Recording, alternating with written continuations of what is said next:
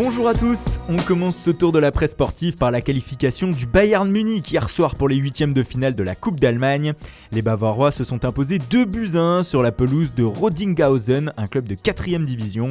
Les Munichois font donc la une de Bild de ce matin, le quotidien qui tient quand même à signaler que la victoire n'a pas été si aisée pour les coéquipiers de Franck Ribéry, mais l'essentiel est assuré.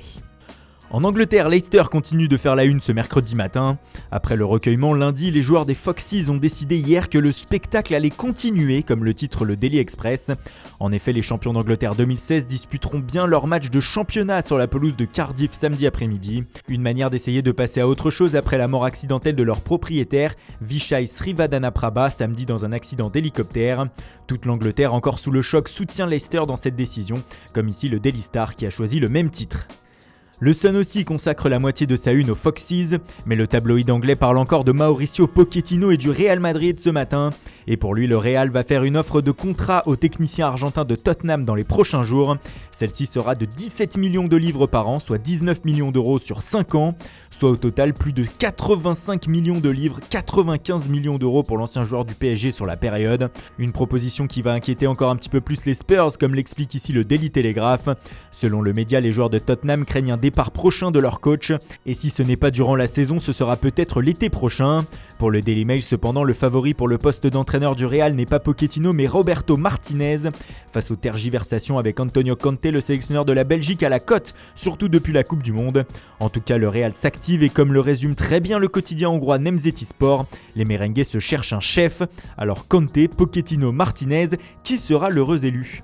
Chez le voisin barcelonais, on est loin de tout ça. On pense avant tout à l'absence de Lionel Messi qui finalement n'est pas du tout préjudiciable pour le moment. Comme l'indique Mundo Deportivo, les Blaugrana ont trouvé leur nouveau Léo en la personne de Luis Suarez.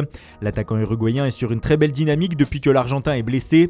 Il a inscrit autant de buts depuis le début de saison que Messi, 7, et délivré 6 passes décisives, soit autant que le quintuple Ballon d'Or. Surtout, il joue parfaitement son rôle de leader d'attaque.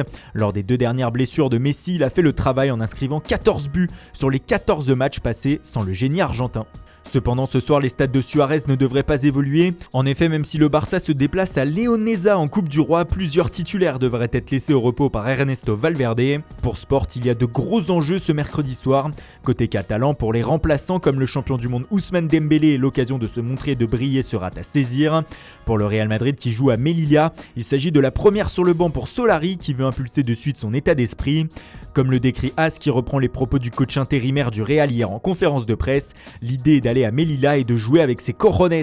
Ça a le mérite d'être clair. Le Brésilien Vinicius Junior devrait être titulaire pour la première fois avec les merengues en compétition officielle. Et on termine par l'interview choc de l'équipe du jour.